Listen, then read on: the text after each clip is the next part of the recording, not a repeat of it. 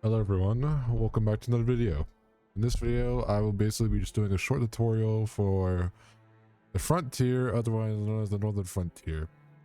If you haven't played this game in a while, or any remix, or haven't played at all, well then I'm here to show you a little bit on how to get started in the game. Pretty easy, and how to really, get used to the game in the best way possible.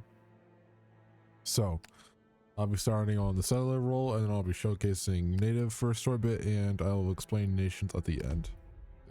So you'll start in the main town called James Bay, and basically here you are given a couple of things to do first.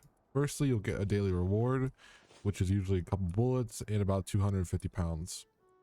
What you can do is you can come to this big store right here, the general store, go speak to the guy.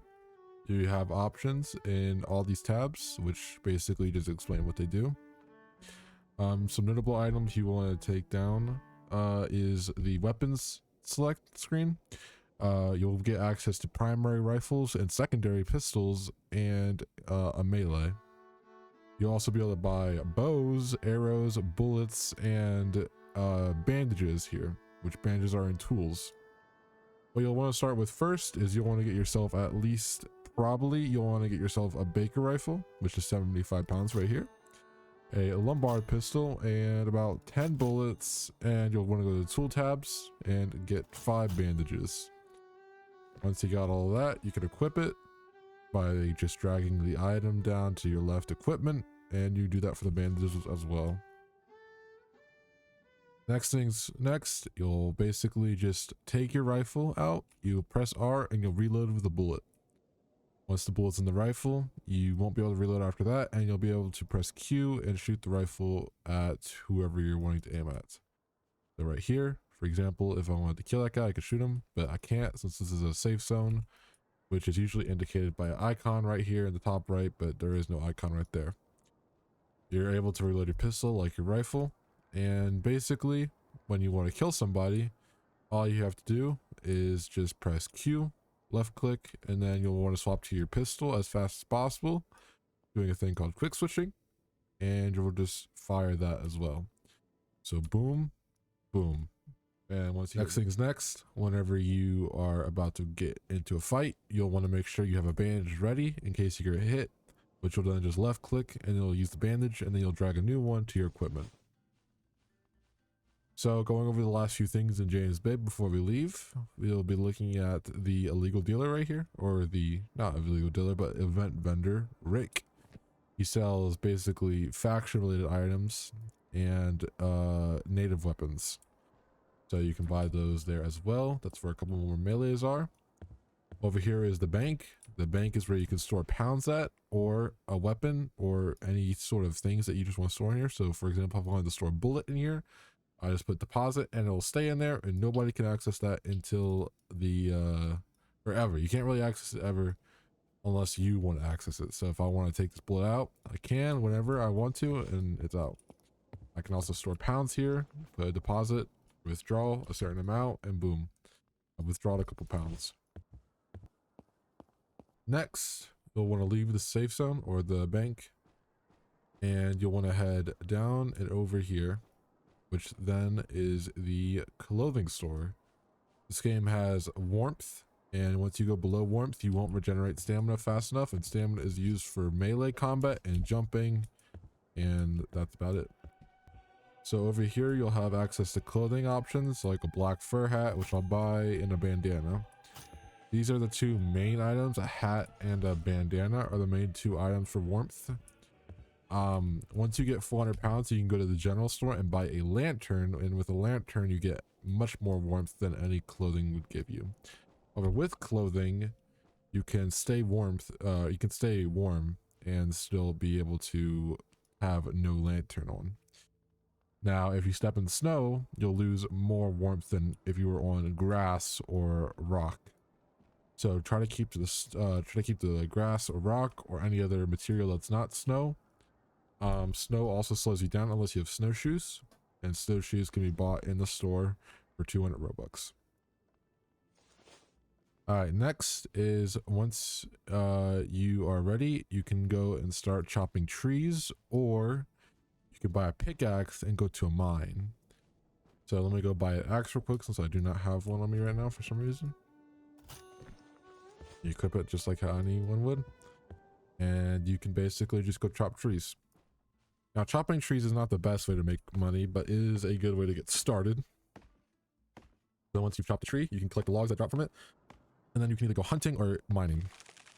Both are amazing ways to make pounds, as they both are much more profitable than, for example, cutting trees. So we'll go over here, we'll sell this, and then we're going to go hunting. As I think hunting is just overall the best way to make money. So you head down here, you can head over here, and you can head to the fucking, I can't remember his name. Travel guy. But there are multiple options here. All of these are fine options to head to. However, these two, Worcestershire Sauce, or however you say that name, and New Candies, those two are backup towns to the two big factions of the game, which basically will spawn there if their flag is captured and their forts are not theirs right now. So I'm gonna head to this place, which is the British backup town. So for now, British are not here because there is no flag cap. Their flag is theirs, so they spawn at their port for now. But if they do get their flag captured, they will spawn here. Now you will see animals along the frontier, and all you gotta do is just kill it, and then you can get the deer fur and meat, and this can be sold for many more pounds than usual. So I can go over here, collect this deer fur. I can collect this raw deer meat, and with that you can always cook the deer meat to make food. If you need food, you have hunger down here. Hunger does the same as warmth. However, once you're out of hunger, you will lose stamina and you will lose health. So you'll want to make sure you're fully fed. As you can see here, deer pelts and raw deer meat sell for a lot. As long as guns do as well. So once you are into a fight, if you kill somebody, they will actually drop dead and you can loot them. You can take their guns, their ammo, but you cannot take things like clothing, tools, unless it's like a pickaxe and backpacks. So once you get enough pounds, around 400 or 250, you can actually buy a backpack. And you'll start off with 30 space usually, but as you will progress, you'll see that 30 space does not hold very much, and you'll need to find a backpack pretty quickly. So storage, and you'll see backpacks here.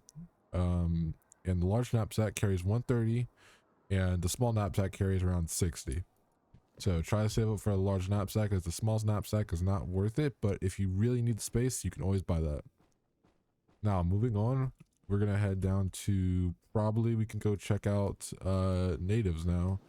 And now there is a blizzard, and I want to, you know, not exist anymore. But on native, you are given a couple options that colonists do not have. As a native, you spawn much farther away from the main town as you would on, for example, colonists. So over here, you are now a native, and you have native supply dealer. However, he does not deal as much stuff as the regular vendor deals, but he does deal special items like hunting bows, wooden spears, war clubs, and gun stock clubs. He also gives you bedrolls and some uniforms that you can buy as well too. Natives are much more focused on basically hunting fur and logs. So you're going to make sure you want to chop a lot of logs, and you're going to kill a lot of animals. So we have a deer right here.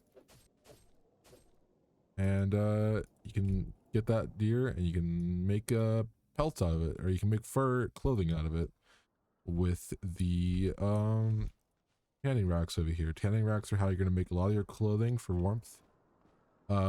Natives are much more focused on survival than they are trading and getting money. So you can see here you have a lot of options for clothing that you can make, which all give you a good amount of warmth. Natives also have access to special weapons, and they mainly specialize in bows. And bows in this game are pretty good, as I will go grab one now from the dealer. Bows basically are only limited to their ammo and arrows. However, once you have lots of arrows, you are able to really use a bow and gain a lot of advantage over a fight. So unlike having to reload with a gun, you're able to just fire away as you will. So like this, like that, and you just have to hold down left click, and once your character does that little kind of pullback and pull up, that means you're at the full drawback that you can, and this will be the farthest and most powerful arrow you can shoot. But you can shoot prematurely before that happens for a smaller and less speedy shot, but a more quick shot than having to pull it all the way back. Like that. They also get access to more, I guess you could say, fast weapons, unlike the swords that colonists usually deal with. The natives deal with things like tomahawks and gun-stock clubs and other weapons that swing like this. Instead of having long range and short swing, or in long swing time, they have short range and short swing delay. So once you get up close, you can pretty much kill anybody you want. That's pretty much all about native. Natives also have northern camp over here, which you can go and deal with the trader, which acts like a colonist trader. He sells a lot of the same stuff, and he also sells you guns. So if you don't like the bows, you can always head over here. And over there is a dealer that will sell you guns, and you can basically buy tons of shit from there. Over here is the access to the main island with France Fort. Getting into it, nations exist in this game, and nations basically are factions combined of a whole lot of people, officers, NCOs, and rankers that all come together in one group and will fight together in battles and events and stuff like that. Instead of being a solo player, you can go join those and join a group, which you then fight with. So for example, as a French, you get access to a big fort and a special dealer that deals you special weapons and special clothing. And you can also earn up ranks and get paychecks. That's how most of this game is played, on either a HBC or France slot, or on a colonist and native on a faction slot. That's how it's mainly played. I will go into a nation slot and show you now. Now on the HBC slot, you'll see the that you have a fort. This is not for every nation, by the way. This is just for HBC. But as a showcase, you have a fort with very loud music. Let me just turn it down a little bit. Actually, I'm gonna keep it off. But as a HBC member, for example, you get access to this big fort, these barracks, 2 dealers, a supplier, and a bank. Bank works as the same. You can store your shit in there. And supplies. You get access to lots of outfits immediately here. You get access to new weapons like a long rifle, a Brunswick, and a saber. All better weapons in the colonist shop. You get access to better tools. You get access to more stuff like that. And those are the main benefits of being HBC or any other nation. You also get paychecks depending on your rank. For example, I'm a lieutenant right now, so I get around 400 pounds. Pounds being the main currency. And with that paycheck, you can supply yourself with a lot of stuff. If you don't have the time to grind this game while you're fighting, you will also be getting paid, so you don't need to grind so much. Now, I don't have access to the rest of the nations to show you what they offer, but you can figure that out yourself. If you join the Discord, let me show you that right now. Let me just switch tabs. We will show you the Discord type here. But the main thing you will want to worry about is nations. Here is all the nations in the game currently. All the factions, every single one led by a faction leader, which are displayed over here, nation leaders. So we have, for example, Florida, which is a Spanish faction, Fenian Brotherhood, which is another faction, Campania, which is another Spanish faction, and the British Empire, the one I showed you earlier, and Empire of France, another faction similar to HBC. Now, here, we can basically just join whatever you want. If you're obviously if your native language is Spanish, obviously I would recommend joining one of these, as they will give you the most options. If your native language is something else, you're always able to join British Empire, Fenians, or France, as they are mostly filled with English speakers. Now, that's pretty much everything you need to know. There's events hosted in the events tab here. You can join these. These are all events that you can join. There will be island events, special events on the weekends for rewards that are special. And yeah, that's pretty much everything you need to know on joining the Frontier. I hope to see you all on the Frontier, and I can't wait. See you guys. Hope you enjoyed.